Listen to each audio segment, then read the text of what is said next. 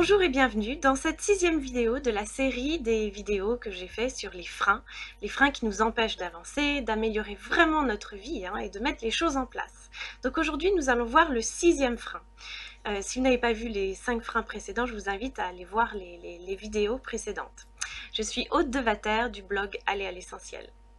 Alors le 6e frein aujourd'hui, c'est vraiment le frein peut-être le plus évident. C'est le fait de ne pas passer à l'action. Et oui, évidemment, si on ne passe pas à l'action, il ne se passera pas grand-chose, il faut y aller. Donc là, tout le monde est d'accord là-dessus.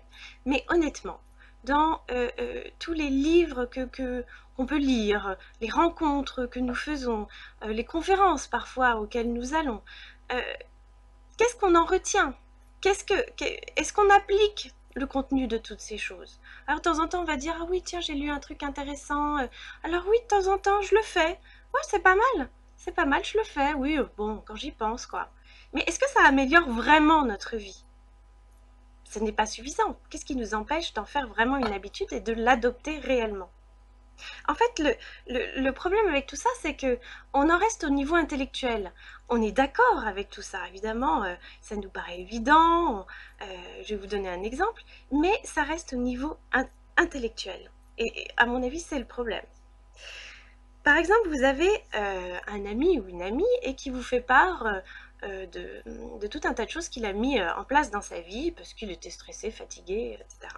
Et puis il vous dit, eh ben voilà, tu sais, depuis que j'ai commencé le yoga, oh, écoute, c'est formidable, j'ai plus mes migraines, j'ai plus mal au dos, c'est extraordinaire, voilà, alors je fais ça régulièrement, toutes les semaines, et c'est formidable. Après, il vous dit aussi, eh ben, tu sais, alors j'ai changé mon alimentation parce que les repas d'affaires, les frites, le vin rouge, etc., c'était quand même pas génial. Donc, j'ai introduit plus de fruits et de légumes et alors je me sens mieux, je me sens plus léger, j'ai un regain de vitalité. Et puis, alors évidemment, ils m'ont dit, bah, oh, c'est formidable, t'as vraiment gagné en forme, c'est formidable. Et évidemment, des frites et de coca tous les jours, c'est sûr que ça peut nous rendre malades. Et puis après, il vous dit, et puis alors j'ai enfin pris le temps de me consacrer à ma passion qui est la musique.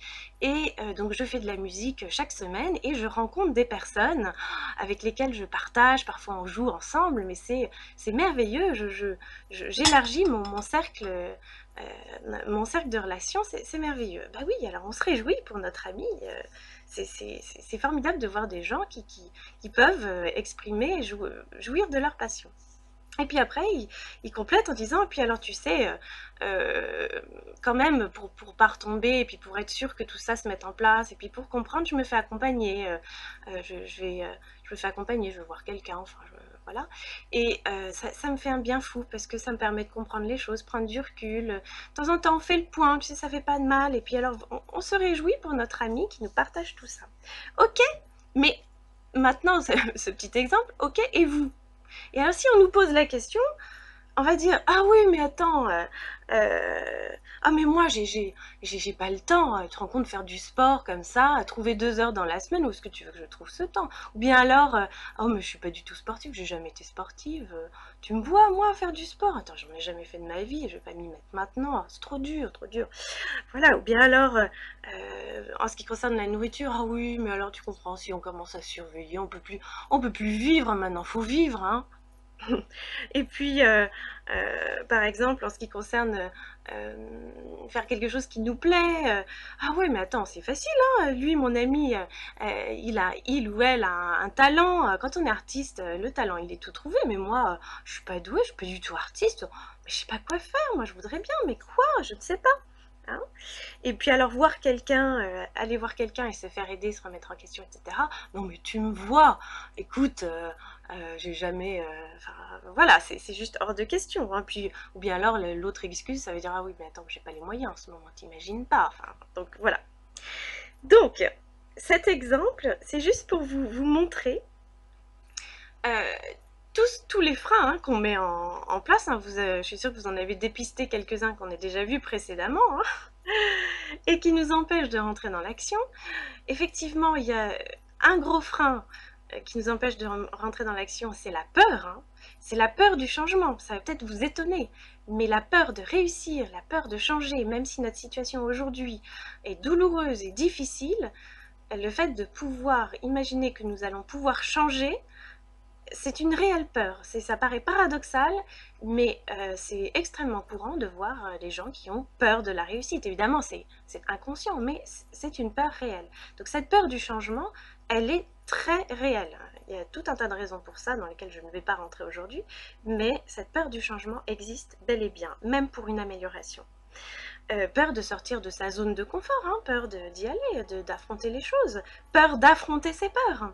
Et puis comme je vous ai dit précédemment, le frein numéro 3, hein, qui est tous les freins, les fausses croyances, le fait d'aller faire l'état des lieux de nos fausses croyances, avec humilité, enfin ça c'était le 4, mais humilité, lucidité, honnêteté envers soi-même, quelles sont les fausses croyances, quelles sont... voilà. Donc il y a aussi toutes les fausses croyances, hein, vous avez pu voir, ah oui mais moi je suis pas sportif, ça c'est peut-être une fausse croyance. Hein, bon. Donc toutes ces peurs nous empêchent d'aller dans l'action, et qu'est-ce qu'on fait? On fait 3 choses. On évite, on procrastine, on remet toujours au lendemain, et on oublie.